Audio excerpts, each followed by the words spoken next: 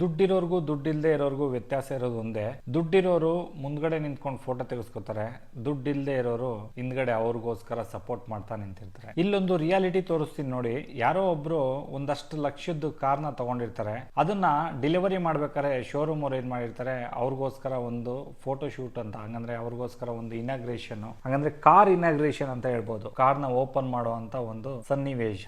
ಆ ಸನ್ನಿವೇಶದಲ್ಲಿ ಯಾರೋ ಒಬ್ಬ ವ್ಯಕ್ತಿ, ಅಲ್ಲಿ ಕೆಲಸ ಮಾಡುವಂತ ವ್ಯಕ್ತಿ ಹಿಂದ್ಗಡೆ ನಿಂತ್ಕೊಂಡಿದ್ದಾರೆ ನೋಡಿ. ಕರೆಕ್ಟ್ ಆಗಿ ಅವರು ಹೇಳೋ ಟೈಮ್ಗೆ ಇವರು ಹಿಂದ್ಗಡೆ ಇಟ್ಕೊಂಡು ಆ ಬಟ್ಟೆನ ಎಳ್ಕೋಬೇಕಷ್ಟೇ. ಆದ್ರೆ ಏನು ಪರಿಸ್ಥಿತಿ ನೋಡಿ, ದುಡ್ಡಿರೋರ್ಗು ಇಲ್ದೇ ಇರೋರ್ಗು ಇರೋ ವ್ಯತ್ಯಾಸ ಅಂತ ಅಂದ್ರೆ ಇದೇನೆ. ಏನು ಮಾಡಕ್ಕಾಗಲ್ಲ, ಜೀವನ ಮಾಡ್ಲೇಬೇಕು ನೋಡಿ. ಅಲ್ಲಿ ಮುಂದ್ಗಡೆ ಸುಮ್ನೆ ಹಿಂಗ್ ಮಾಡೋ ತರ ಮಾಡಿದ್ರು ಎಲ್ಲಾರು, ಆದ್ರೆ ಇಳ್ಕೊಂಡಿದ್ ವ್ಯಕ್ತಿ ಬೇರೆ, ಆದ್ರೆ ಫೋಟೋದಲ್ಲಿ ಬಂದಿದ್ದು ವ್ಯಕ್ತಿಗಳು ಬೇರೆ. ಓಪನ್ ಮಾಡಿದವ್ರು ಅವರು ಅಂತ ಹೆಸರಿದ್ರು ಕೂಡ ಹಿಂದಗಡೆ ಎಷ್ಟು ಸಪೋರ್ಟ್ ಇರುತ್ತೆ ಅನ್ನೋದು ಈ ವಿಡಿಯೋದಲ್ಲಿ ಗೊತ್ತಾಗುತ್ತೆ. ಎಷ್ಟೋ ಜನ ಗೊತ್ತಿರಲ್ಲ ಹಿಂದ್ಗಡೆ ಕಾರಲ್ಲಿ ಬಟ್ಟೆ ಎಳ್ದಿದ್ ವ್ಯಕ್ತಿ ಯಾರು ಅಂತ. ಮುಂದಕ್ಕಾದ್ರೂ ನೀವು ಹೊಸ ಕಾರ್ ತಗೊಂಡು ಈ ತರ ಇನಾಗ್ರೇಷನ್ ಇಟ್ಕೊಂಡಾಗ, ನಿಮ್ ಕಾರ್ ಬಟ್ಟೆನೂ ಈ ತರ ಎಳ್ದಾಗ ಆ ವ್ಯಕ್ತಿ ಸಿಕ್ಕಿದ್ರೆ ಒಂದು ಥ್ಯಾಂಕ್ಸ್ ಹೇಳಿ.